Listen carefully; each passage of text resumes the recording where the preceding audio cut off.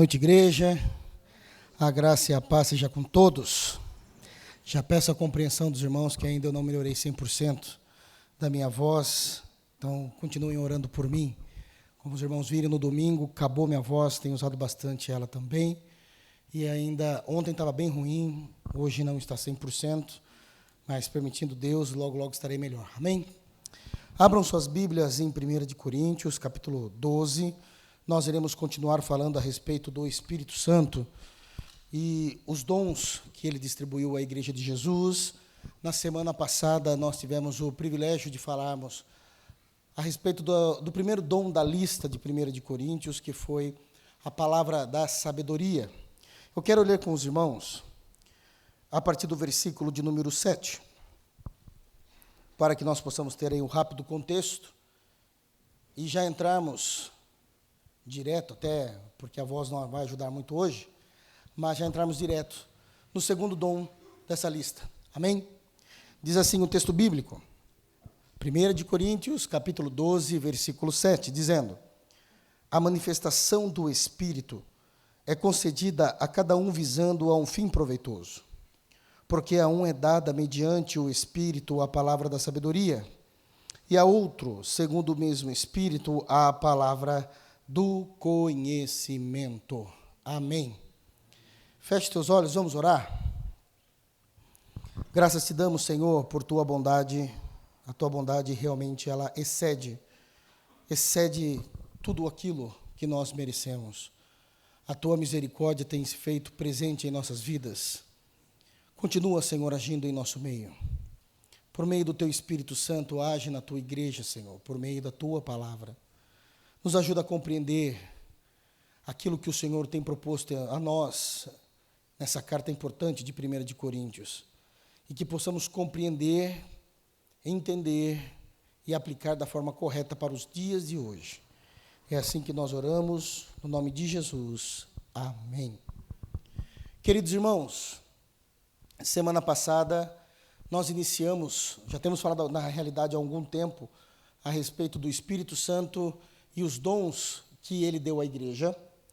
Trabalhamos bastante esse conceito. Aliás, esse capítulo dos versículos de número 1 ao 7 tem toda a base doutrinária a respeito dos dons.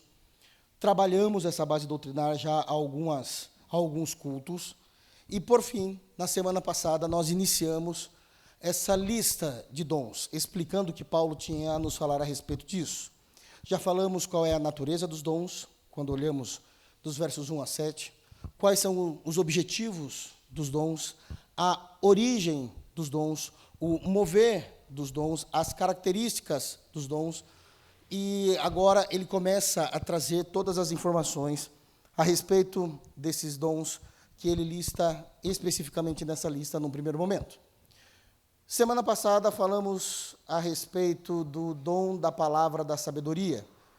Entendemos que essa sabedoria não é uma sabedoria nata humana, por isso que é um dom, dado pelo próprio Espírito. Sabedoria em momentos, circunstâncias em que é necessário uma sabedoria que vem do alto. Não apenas definimos isso, como mostramos o uso desse dom nas Sagradas Escrituras, as pessoas que tiveram, como elas reagiram, e qual foi a importância desse dom na vida desses queridos. Nós vimos, por exemplo, a vida de Estevão, um homem cheio de sabedoria, do qual ninguém conseguia detê-lo ou correspondê-lo em seu discurso. Saulo, o futuro Paulo, na ocasião, ficou extremamente, podemos supor, pelos textos bíblicos, que ele ficou extremamente irado. Como é que alguém simples dessa maneira consegue ser tão erudito diante da sinagoga, diante dos fariseus, e ele consente na morte de Estevão? Mal ele sabia que Estevão só estava, de alguma forma, ilustrando aquilo ou por aquilo que Paulo iria morrer um dia. E Paulo também, nessa carta de 1 de Coríntios, no capítulo 2, diz: pois é, eu fui pego pelo Evangelho, tombado pelo poder de Cristo. E agora, quando eu falo a vocês, eu não falo com sabedoria humana. Não quero convencê-los com a sabedoria que vem do meu coração, mas com a sabedoria que vem do alto. E isso ainda complementado por sinais e poder. E Paulo também agora passa a ser atacado por aquilo que ele julgou Estevão. Eu queria, antes de entrarmos na palavra do conhecimento, mostrar mais um texto que acho que vai fazer sentido para o sermão de hoje, ainda mostrando um pouquinho da palavra da sabedoria.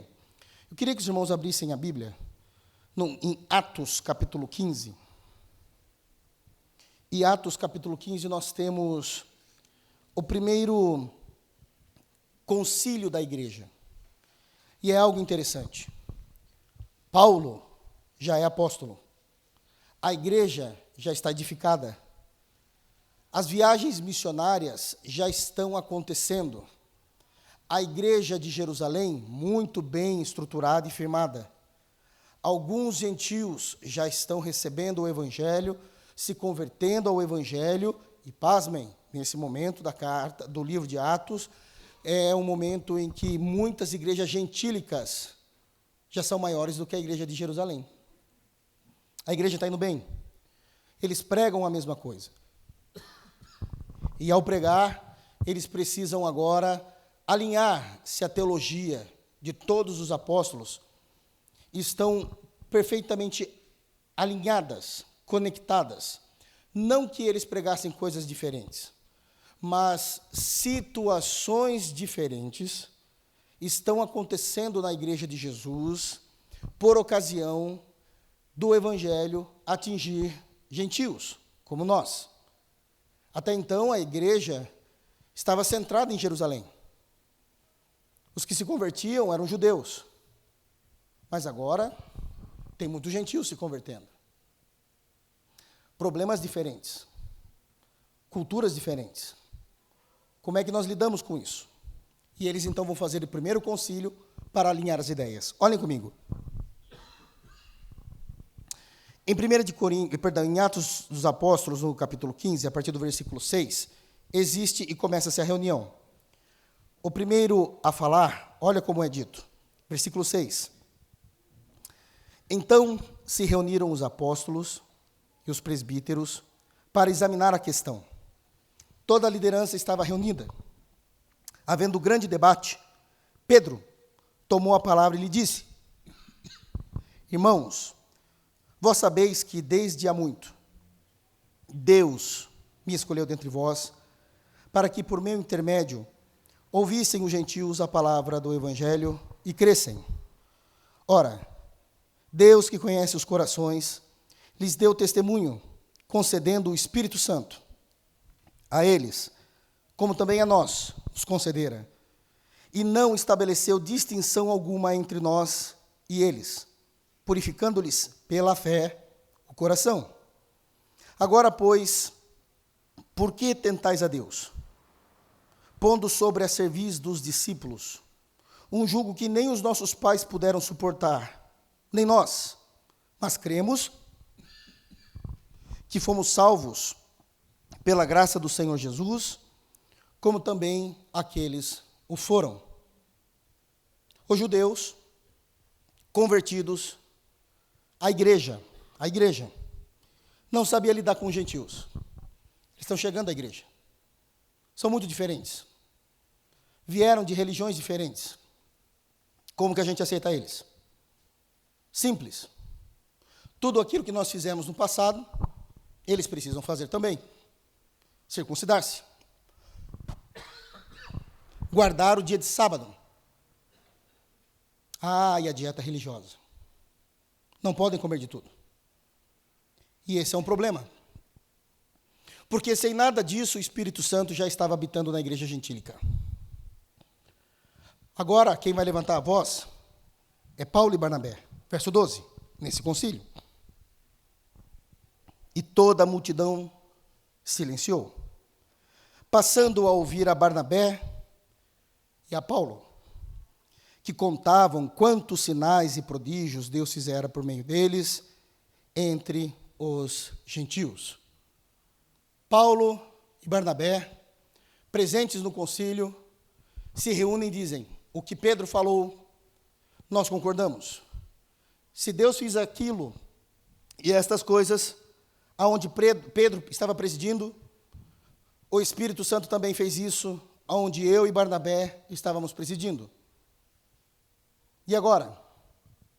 O que fazemos? E agora o pastor da igreja abre a boca.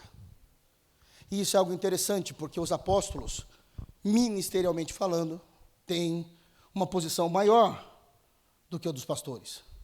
Mas na igreja, quem lidera é o pastor. E agora quem passa a falar é Tiago, o pastor da igreja de Jerusalém, irmão do nosso Senhor. E ele diz, verso 13: depois que eles terminaram, falou Tiago, dizendo: irmãos, atentai nas minhas palavras.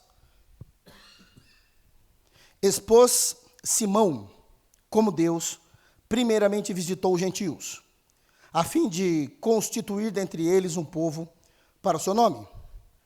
Conferem com isso as palavras dos profetas, como está escrito. E ele traz um texto de Amós. Cumpridas estas coisas, voltarei e reedificarei o tabernáculo caído de Davi, e levantando-o de suas ruínas, restaurá-lo-ei. E isso se refere à igreja.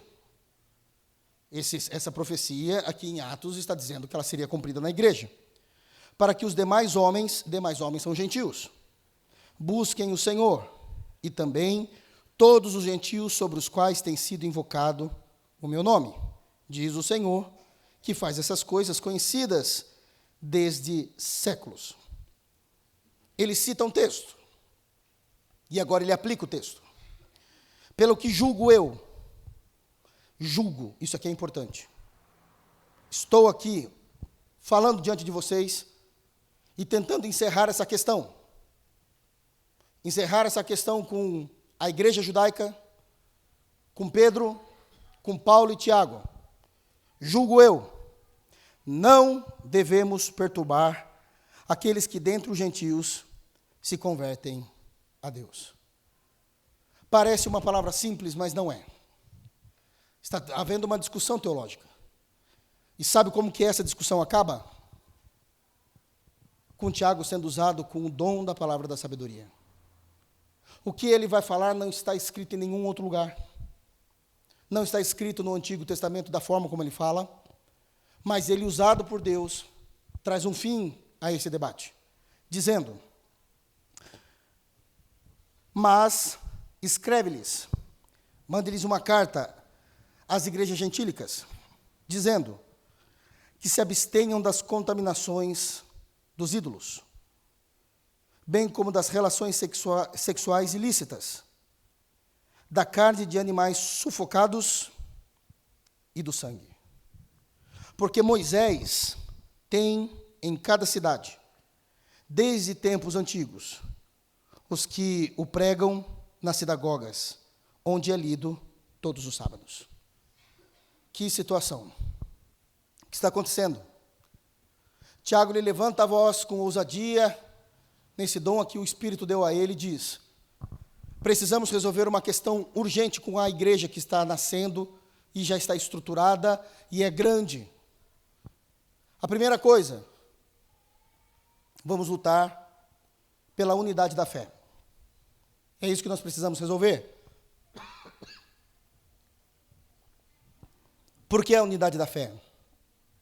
Porque senão a igreja já vai nascer dividida. De um lado, a igreja dos judeus, que eles vão se achar uma igreja principal, classe A, o time titular. E eles vão olhar para as igrejas gentílicas e vão dizer: esse é um time B, o time reserva, inferior a nós. Como é que a gente resolve isso? Como anda a situação dessas igrejas? Bom, essas igrejas estão rodeadas de sinagogas. E se é uma sinagoga, não deixa de ser, abre aspas, uma igreja, fecha aspas, judaica. Não existe igreja judaica, né? Mas é uma igreja judaica, sinagoga. Todos os sábados, porque o sábado é do Senhor, de acordo com a lei de Moisés, eles se reúnem e eles leem o Antigo Testamento. E eles terão problemas grandiosos em ouvir o Evangelho a partir desses gentios.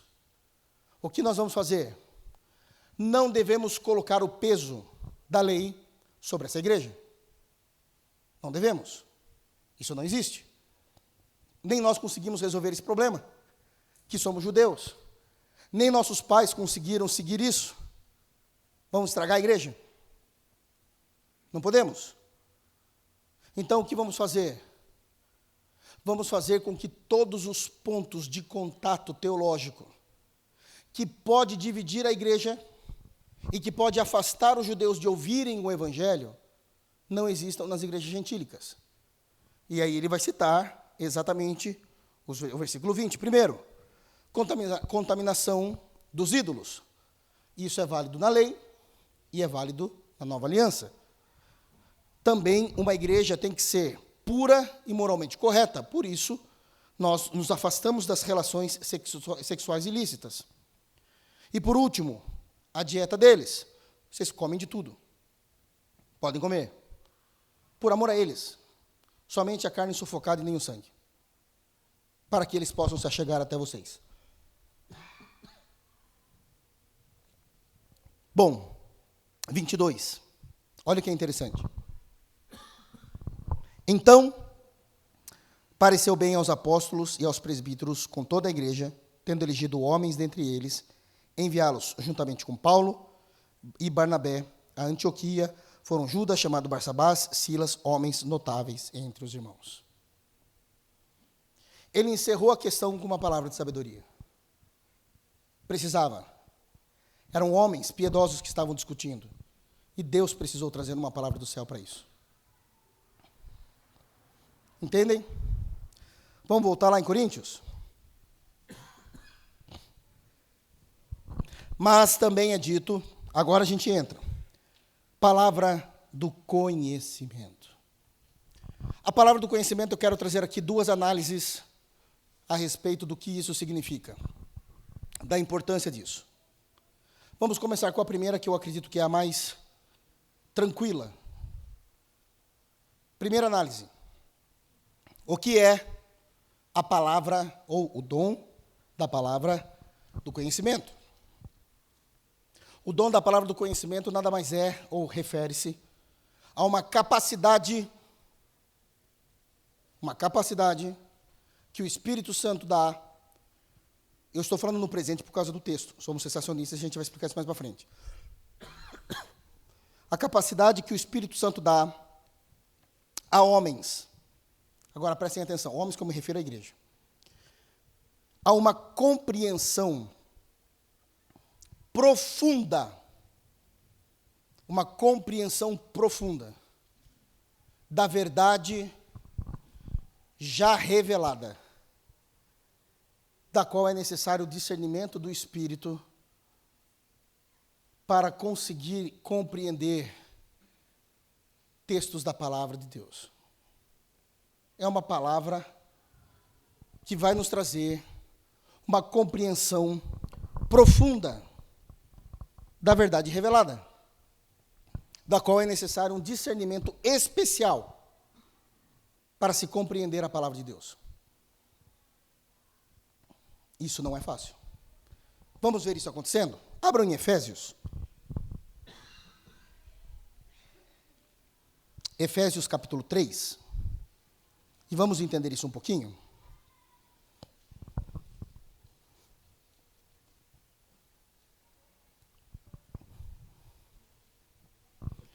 E nós vamos perceber que Paulo foi usado com esse dom. Efésios capítulo 3. Vamos ler do início, é mais fácil. Olha o que é dito. Posso ler? A gente vai ler e depois a gente explica. Diz assim o texto. Por esta causa eu, Paulo, sou o prisioneiro de Cristo Jesus, por amor de vós, gentios. Agora ele começa. Prestem bastante atenção no que ele vai dizer. Se é que tendes ouvido a respeito da dispensação da graça de Deus, a mim confiada para vós. Pois, segundo uma revelação, me foi dado conhecer o mistério, conforme escrevi há pouco, resumidamente. Pelo que, quando ledes, podeis compreender o meu discernimento do mistério de Cristo, o qual, entre as gerações, não foi dado a conhecer aos filhos dos homens, como agora foi revelado aos seus santos apóstolos e profetas no Espírito, a saber que os gentios são cordeiros, membros do mesmo corpo e coparticipantes da promessa em Cristo Jesus por meio do Evangelho. Agora a gente vai analisar. Lendo assim, de forma direta, parece que a gente não vê nada acontecendo aqui no texto. Parece dizendo assim, Deus orientou ele, e é isso. Vamos agora analisar? Versículo 2. Se é que a igreja de Éfeso, é isso que ele está dizendo. Vocês sabem o que eu prego? É isso que ele está dizendo. Vocês de fato ouviram e compreenderam o que eu prego? Eu prego sobre a dispensação da graça. É aquilo que a lei o tempo todo estava apontando que viria. Um momento diferente, que os profetas também profetizaram, um momento da história, da vida dos crentes em Deus, que seria completamente diferente. É aquilo também que profetas profetizaram como uma nova aliança. Uma aliança eterna. Mas ele não para por aí, ele continua. Olha, isso foi falado a mim com um objetivo. A igreja. Opa, destacamos aqui o dom. Não apenas o dom, mas o objetivo. A edificação da igreja. Então já conseguimos achar aqui o objetivo que ele estava falando e ensinando em 1 Coríntios 12. Continua. Pois, segundo uma revelação. O que Paulo pregava era impossível ele obter esse conhecimento através de estudos e pesquisas. Tinha que ser algo revelado pelo próprio Senhor. Por isso que é um dom da palavra do conhecimento. Isso foi revelado a ele. Isso foi mostrado a ele. Embora os outros apóstolos tivessem esse conhecimento, não era de forma tão ampla como Paulo. Não é à toa que o Pedro vai dizer lá em sua carta que o irmão Paulo é uma bênção, mas tem um montão e um tantão de textos que ele fala, que ele escreve, que é difícil de entender. Por que é difícil de entender? Não é apóstolo? São apóstolos. Mas não é algo que é compreensível apenas através de estudo. Então, isso aqui que eu recebi foi uma revelação do próprio Jesus. Quando ele recebeu isso? Logo após ele se converter, Paulo precisou sair de Jerusalém. Porque Paulo foi considerado um traidor. Até hoje ele é considerado. Se alguém já viu os debates dos judeus lá, quando falam lá, e Paulo foi um apóstolo, abriu mão do judaísmo. Então ele é considerado, ele precisa fugir. Querem matá-lo. E ele vai para a Arábia. E na Arábia o Senhor se revela a ele para ensiná-lo. Nossa, pastor, o senhor estudou isso em qual livro? Na Bíblia. Isso está lá em Gálatas, capítulo 1. Gálatas, capítulo 1. Abram lá, vamos abrir lá, fica mais fácil para os irmãos. Que daí vocês vão entender direitinho o texto que Paulo está falando aqui. Em Gálatas, em capítulo 1, ele vai dizer o seguinte.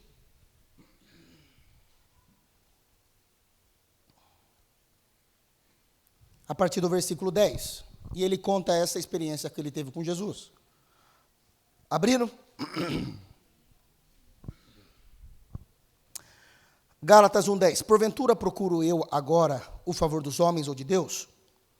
Ou procuro agradar os homens? Se agradasse ainda a homens, não seria servo de Cristo. Agora ele começa a dizer dessa experiência. Faço-vos, porém, saber, irmãos, que o evangelho por mim anunciado não é segundo o homem. Ele está dizendo que aquilo que ele aprendeu do evangelho, ele não aprendeu com os apóstolos, porque ele não estava junto com os apóstolos, ele foi embora para a Arábia.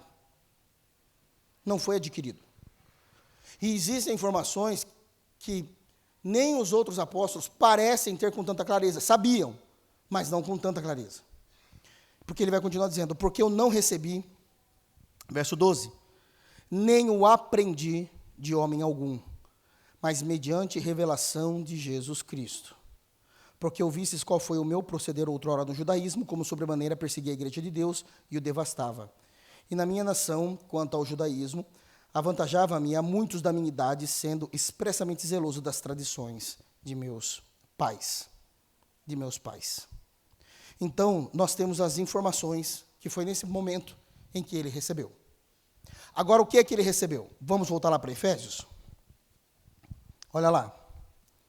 Olha a importância desse dom no período do primeiro século. Efésios 3:3. Pois, segundo uma revelação, me foi dado a conhecer o mistério.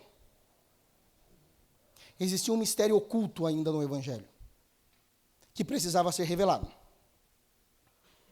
Conforme escrevi há pouco, resumidamente, porque tem mais disso que ele vai falar em outras cartas. Em Efésios ele escreveu de uma forma resumida, capítulo 1 e o capítulo 2 até então. Ele está falando do que ele acabou de escrever, os 2 primeiros capítulos. De forma resumida, versículo 4. Não tem como deixar de nós não mostrarmos a nossa posição aqui. Pelo que, quando a igreja ler isso que eu escrevi, vocês também vão poder compreender o discernimento do mistério de Cristo. Eu já li o texto integral, agora eu estou explicando o texto, por isso que eu estou fazendo esses acréscimos. Eu escrevi para que agora, quando a igreja ler, elas saibam disso. Esse conhecimento também edificou a igreja. E é um tipo de conhecimento que não precisa ser mais revelado, está no texto. Por isso que nós não precisamos dos dons mais como antes. Mas é só um ponto. Nem entramos ainda em sensacionismo. Só estamos falando dos dons ainda. Sensacionismo é a última parte da série. Ok? Mas vocês conseguem perceber? Ele não está dizendo, orem para que Deus revele a vocês. Não. Eu já escrevi. Se vocês precisarem saber, vá na Bíblia. Vá na Bíblia. Agora ele continua. Vamos falar desse mistério? O qual em outras gerações... O que são outras gerações? O Antigo Testamento. Não foi dado a conhecer aos filhos dos homens como agora. Nós tínhamos uma percepção, viria o Messias. Mas qual o problema da compreensão do Messias pelos judeus daquilo que ele é? O Messias só vai vir para Israel, vai fazer de Israel um estado forte, ele vai ser um forte em batalhas, um general, e a gente sempre vai ser bem e vai matar todo mundo. De repente vem o Messias e fala, vinde a mim todos. Israel não ficou feliz. Não ficou feliz. E ele começa a mostrar isso. Olha, vai vir em outras gerações a respeito desse Messias, que lhe foi revelado aos santos apóstolos e profetas. Esses profetas são os profetas do Novo Testamento, não são os profetas do Antigo. Efésios 4:11. Nós já lemos. Porque o Senhor deu alguns para apóstolos, profetas, pastores. Esses profetas são profetas do Novo Testamento. Não tem mais nada a ver com os profetas do Antigo. Do Antigo foi até João Batista. Acabou esse período profético. Aqui são os profetas do primeiro século do Novo Testamento. Lembram-se de Ágabo? Silvano, profeta. Está escrito lá em Tessalonicenses. Paulo, apóstolo, escreveu Tessalonicenses junto com o profeta, Silvano. Silvano e Silas é a mesma pessoa. Está no texto. Ok? Pois bem, então foi revelado a eles, no Espírito. No Espírito. Não era algo encontrado com exatidão nas páginas. Agora achei a verdadeira interpretação do texto. Foi revelado. Conhecimento. Conhecimento. E qual é esse conhecimento? A saber que os gentios são co-herdeiros, está no mesmo nível, né? Co-herdeiros, membros do mesmo corpo. A questão não é mais Israel, a questão não é mais gentios, mas agora é a igreja, e ambos se encontram no mesmo corpo. E coparticipantes da promessa em Cristo Jesus por meio do Evangelho. Falar disso hoje é mamão com açúcar, acho eu. É lógico que nós somos aceitos, gentios, tal. Então, mas falar isso depois de 2000 anos, que já foi revelado pelo Espírito Santo, por palavra do conhecimento ao homem, é fácil. Quero ver você explicar isso só lendo o Antigo Testamento sem a ajuda de Paulo e do Espírito Santo. Quando a gente se baseia no Novo Testamento para falar isso, já está escrito. Quando vocês lerem, vocês vão saber. E a gente sabe.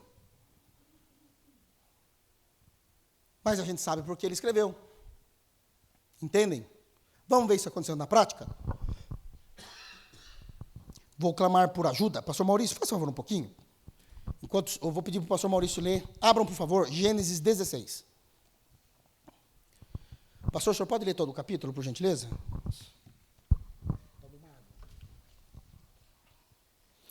Gênesis 16. Todo o capítulo. Nós vamos ler o capítulo todo até o verso 16, irmãos.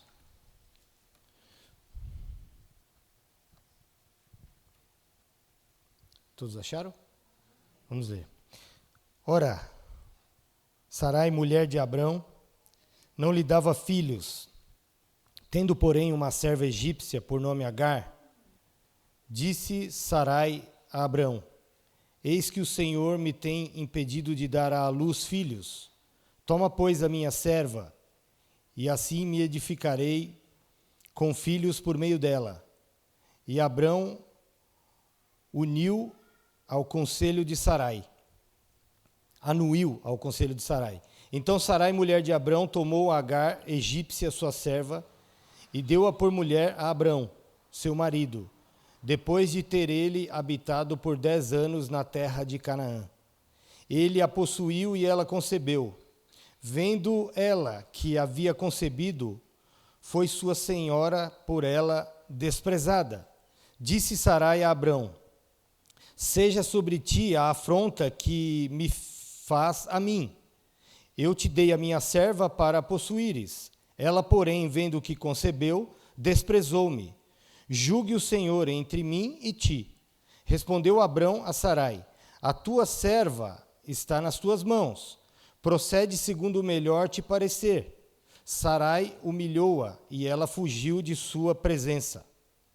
Tendo-a achado o anjo do Senhor junto a uma fonte de água no deserto, junto à fonte no caminho de Sur, disse-lhe: Agar, serva de Sarai, de onde vens e para onde vais?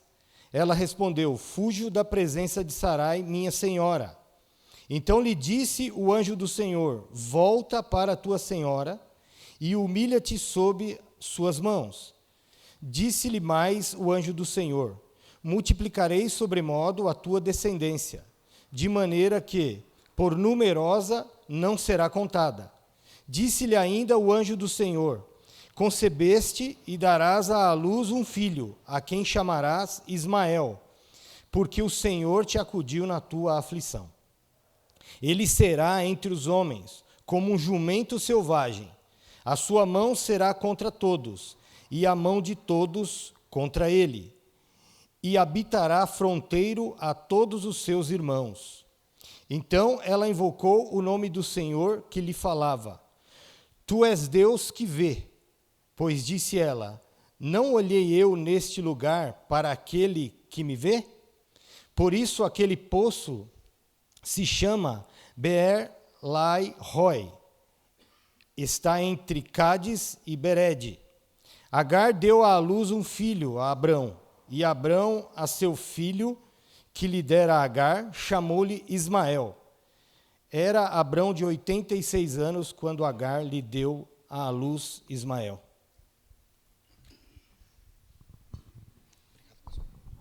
Gostei dessa collab. Pois bem. Obrigado, pastor. Deus abençoe. Os irmãos acompanharam a leitura, né? Se nós fôssemos ler esse texto acabado aqui, que acabamos de ler, o que é que os irmãos tirariam de aprendizado, de compreensão daquilo que o texto fala? Rapidamente aqui, vamos citar algumas coisas. Vou falar por mim, se eu fosse pregar. Eu estava vendo o pastor falando aqui e já pensando em algumas coisas. Primeira lição, eu ia dizer. Em primeiro lugar, cuidado em querer ajudar a Deus. Primeira coisa, está no texto. Eu não posso sair do texto. O pregador não pode sair do texto. Cuidado em querer ajudar a Deus em fazer as suas coisas. Foi o que Sara aí tentou fazer. Ou Sara, vamos falar de Sara aqui. É o que Sara tentou fazer com relação ao momento que eles estavam vivendo. Segundo lugar, as consequências da precipitação. O texto fala isso. Perigosíssimo. Olha a consequência, olha o problema que deu. Não quer ser precipitado? Está no texto. Terceiro lugar, Deus acude o aflito. Agar e seu filho estavam morrendo. Deus foi lá, socorreu o aflito. Quarto lugar, estou falando rapidinho aqui, mas só uma coisa que dá para ver do texto aqui. Quarto lugar, Deus continua sendo fiel quando nós somos infiéis. Não a nós, a sua palavra. Por isso que ele restaurou Agar e seu filho. Em quinto, ensino prático. Às vezes é necessário a gente voltar atrás para que possamos estar no caminho do Senhor. Agar, volta. Fala com ela. Se apruma.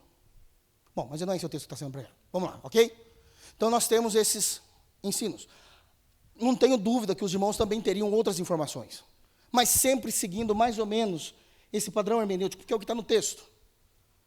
E sabe, tudo que eu falei aqui, talvez não com as mesmas palavras, sempre foi crido dessa forma, porque está no texto. Foi crido por Abraão. Foi crido por Moisés, quando trouxe a lei. Eles olhavam para esse texto e falavam, é isso. Foi crido pelos patriarcas. Eles olhavam para esse texto e falavam, é isso. Foi crido pelos profetas. Quantas vezes eles citaram isso, falando sobre Israel e aqueles que são os descendentes de Ismael, o tempo todo. Então, era falado disso também. Era falado pelos reis. Os salmos falam desses dois povos. Do que aconteceu. E da vitória do Senhor para o descendente correto. Era crido assim. Jesus cria assim. Ele falava disso. Os apóstolos criam assim. Eles discutiam Gênesis nessa perspectiva. Até vir Paulo. Aí Paulo vai para a Arábia. E o Senhor começa a revelar o evangelho a ele. Aí ele traz uma perspectiva totalmente diferente desse texto.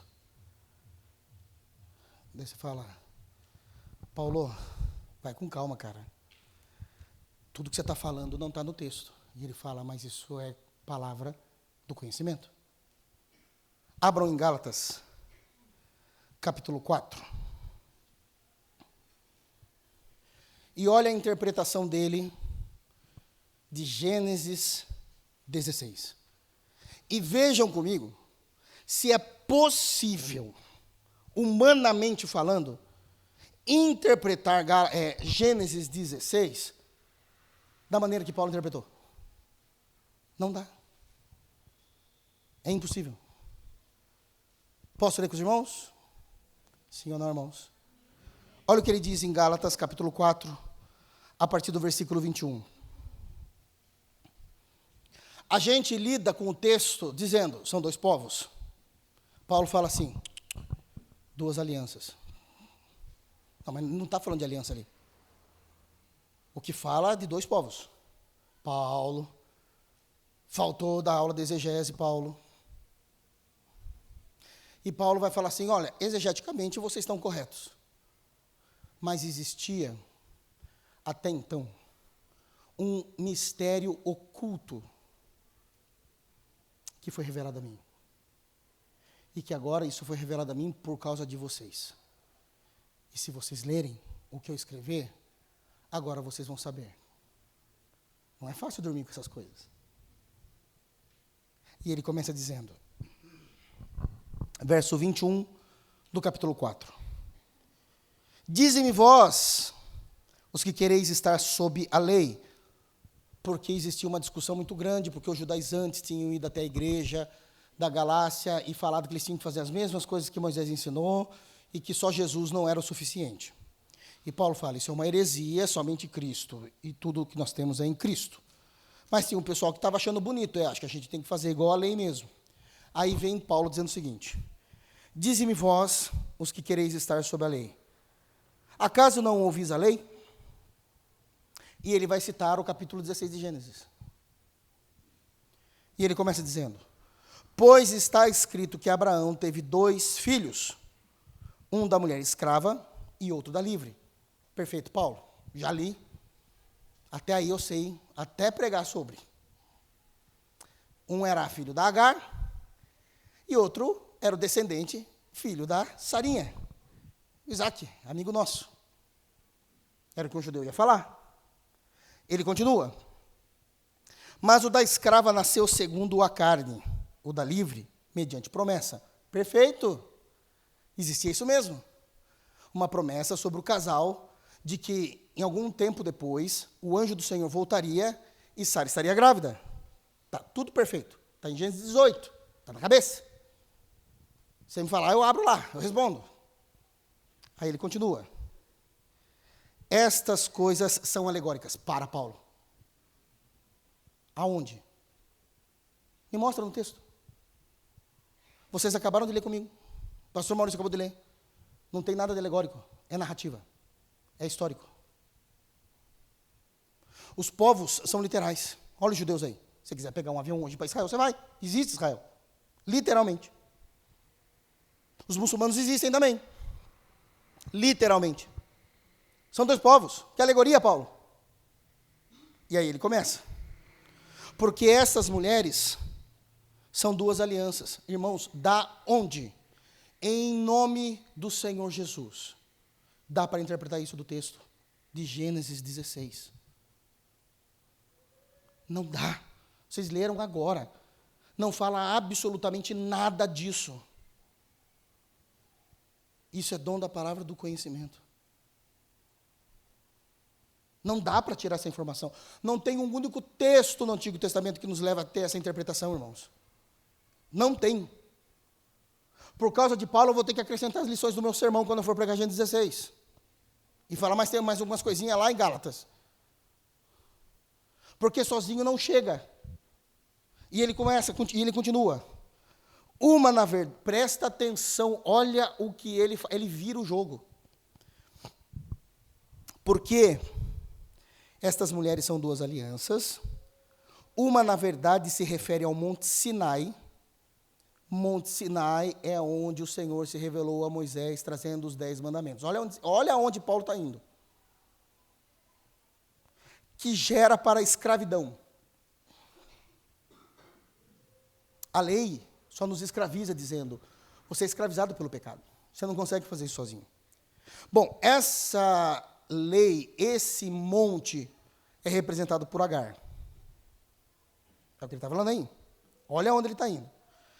Daí você fala, Paulo, pelo amor de Deus, Agar é egípcia. Como é que a lei de Deus, o Monte Sinai, que é chamado de um Monte Santo, a revelação do Deus Todo-Poderoso naquele ambiente, trovões e tal, você fala que isso é a Agar que está simbolizando. Tem que ser a Sara. Ele fala, foi você que recebeu a revelação? Então fica quieto. Ela é Agar.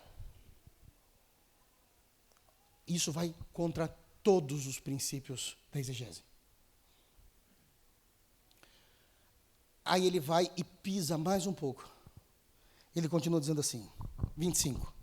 Ora, Agar, presta atenção em nome de Jesus, Agar é o Monte Sinai, na Arábia, e corresponde a Jerusalém atual, que está em escravidão com seus filhos.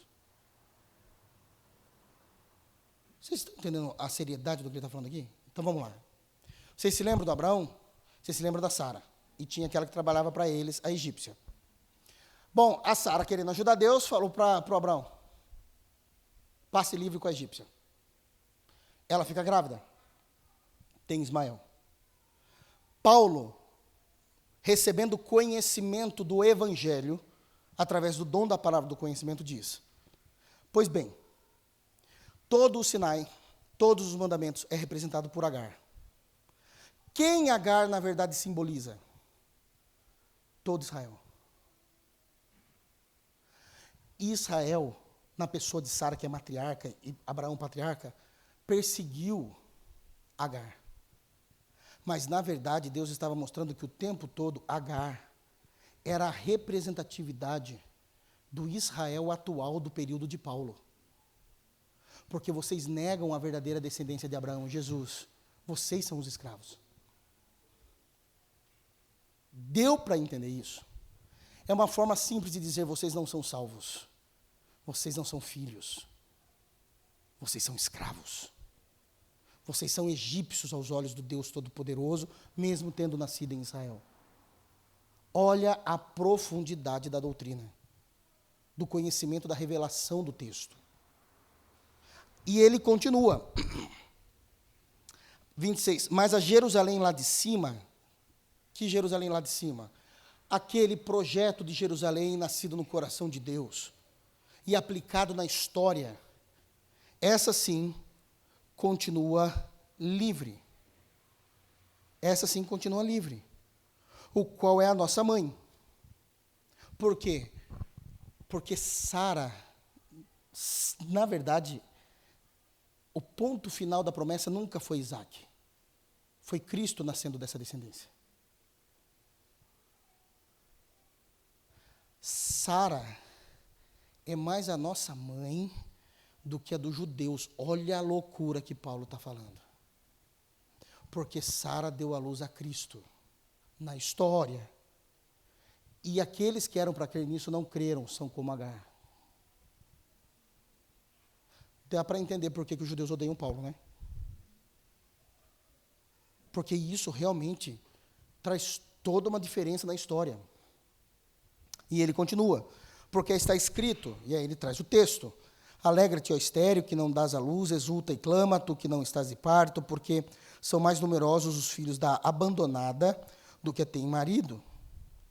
Aí ele vai dizer assim no 28, vós, porém, irmãos, vocês aí da Galácia, meus irmãos em Cristo, sois filhos da promessa, como Isaac, porque vocês nasceram em Cristo Jesus, que é o grande descendente. Ele trocou tudo. Ele trocou tudo. E não para por aí. Ele vai provar isso agora na história. Ele não vai provar só teologicamente.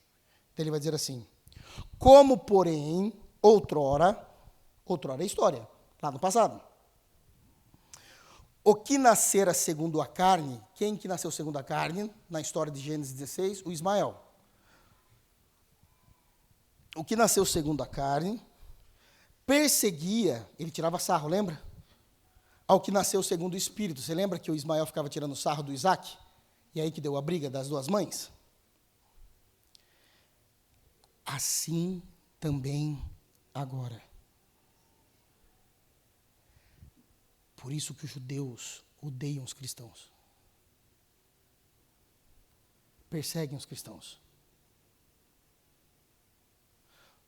Porque os cristãos são os filhos da promessa. Não era eles. Como se chega em nome de Jesus nessa interpretação, naquele texto? Não chega. Isso é revelação. Isso é revelação. Se você pegar Gênesis 16, você não chega nisso aqui. Não dá. Nós lemos agora. O que está falando isso aqui lá? Não tem nada a ver. Por isso que dom da palavra do conhecimento é uma compreensão profunda da verdade já revelada, com um discernimento especial a respeito da palavra de Deus. Estou te mostrando um texto que mostra isso claramente. De vários que se há. De várias. Aí ele termina dizendo assim: contudo, o que diz a Escritura? Olha o vespeiro que ele vai se meter. Lança fora a escrava e seu filho, são as palavras de Sara, que falou para o Abraão, lembra disso? Lança fora a escrava e seu filho, porque de modo algum o filho da escrava será herdeiro com o filho da livre. Agora interpretado nesse momento da história, Paulo está dizendo, está no texto, parem de dar ouvido a esses judeus. Eles nunca serão herdeiros. Somente aqueles que crerem em Jesus. Lança fora. Se não for por Cristo e através de Cristo, eles nunca irão ser co-herdeiros com a igreja gentílica. Olha o nível desse conhecimento. Isso é muito sério, né? Então essa é a primeira... e termina, versículo 31. E assim, irmãos, somos, ele se coloca junto, por causa de Cristo, filhos, não da escrava, e sim da livre. Sim. A igreja gentílica, a igreja do Senhor Jesus, é filho de Sara, não judeus. Você imagina mexer isso culturalmente, teologicamente, na lei de Moisés, para um judeu. Ele vai para cima de você. Mas isso aqui é seríssimo.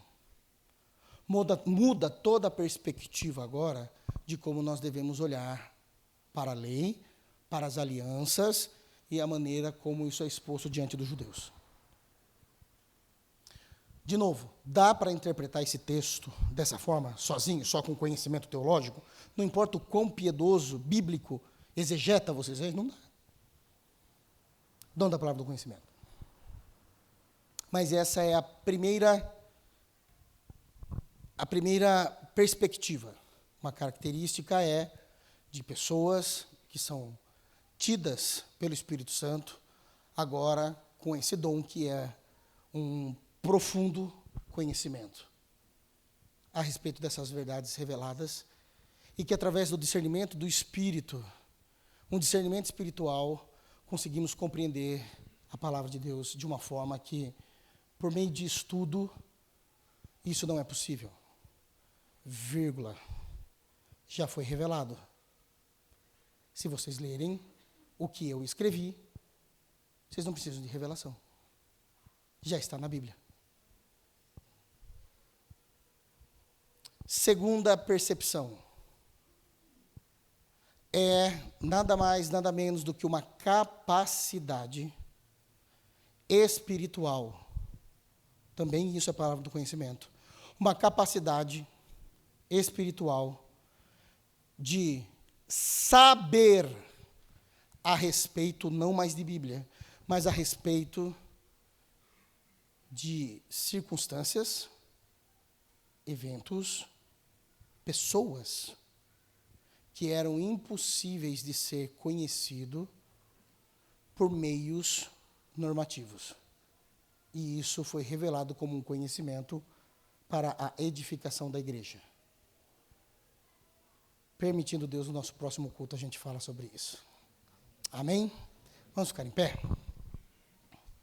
Vamos orar ao Senhor?